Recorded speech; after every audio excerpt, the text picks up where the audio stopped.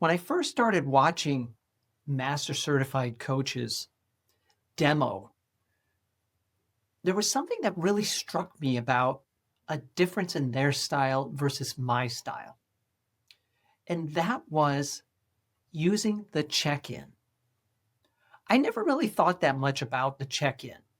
I understood that it was important to establish an agreement at the beginning of the session, and then about halfway through the session to check in, and then check in again towards the end of the session to confirm that we had met the objective. But I saw it as more of a tactical execution within the coaching session, that it was perhaps the least creative part of the coaching session. Isn't that interesting that master coaches use the check-in in a more strategic and useful way to the client and don't see it as the least creative way to engage with the client in the session? They don't see it as tactical at all. They see it as crucial and instrumental to the coaching session. Why is that? As I've continued to coach and explored the use of the check-in myself, I've come to understand its value in the coaching session at a deeper level. So first and foremost, the check-in is to ensure that we're on track, that we're staying client-centered. Because when we have a client who knows where they want to get to and is willing to tell the coach, I don't really feel like we're on track, the check-in gives them the license to say so. It's the permission to tell me we need to go in a different direction, or we're making really good progress. It may also serve another value, that when you as the coach intuitively feel that you've explored the situation to a deep degree and brought the client's inner self into the conversation to better understand the objective and what might be in the way of the objective, the check-in helps to establish if we may want to start to move towards a plan of action.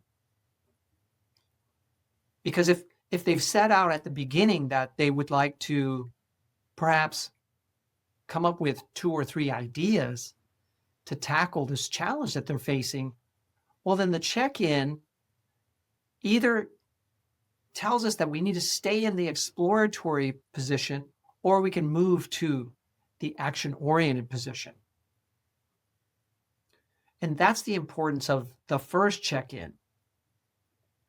Now, at the outset, I told you that typically we would just have a second check-in towards the end of the session. But there's a reason why master coaches actually may have more than those 2 check-ins. And the reason is that it signals something to the client.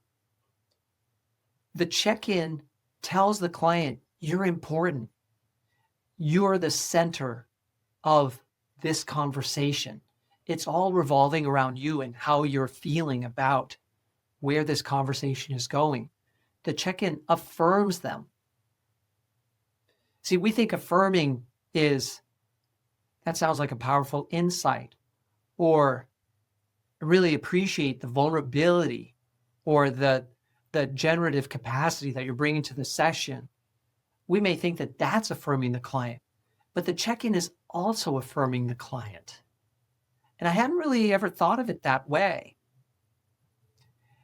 The check-in also continues to put some boundaries around the path that we're making in the session. The check-in ensures that we're staying on that path and we're making really good use of our time. That's another reason why master coaches will often use check-ins more often than less experienced coaches, because they want to stay laser focused on what's most valuable to the client and not go off on tangents that then reduce the progress that is being made in the session. So there's so much more to the check-in than I originally understood. And now that I do understand those deeper meanings and values of the check-in, I use them more too. And I think clients actually appreciate it because it really feels purposeful when we check in more often with the client. They know we're doing something here. We're moving forward here. We're making progress here. And these check-ins keep confirming that and affirming the client as the center of the conversation. I hope you now have some new thoughts about the power and the value of the check-in and may use it more yourself. And not in a mechanical fashion where you're going to say, okay, now instead of in a 40-minute session, I'll check in at 20 and 35. I'm not saying now that you'll check in at 12, 24, and 35. So let's not look at it like that. I'm just going to organically incorporate more check-ins into the conversation because I know how valuable they are. They're not wasted space. They don't create less value in the conversation. And it's really just for me to check off the check-in on my coaching checklist. Let me know in the comments below if this has given you new insights into the power and value of checking in more often. And if you have any questions about what I've shared here, please place those in the comments below too, and I'd be happy to answer any and all comments. Now, this video, along with other videos on the channel, is dedicated to helping you as a new or aspiring executive coach to get better and better at the service you're bringing to your clients.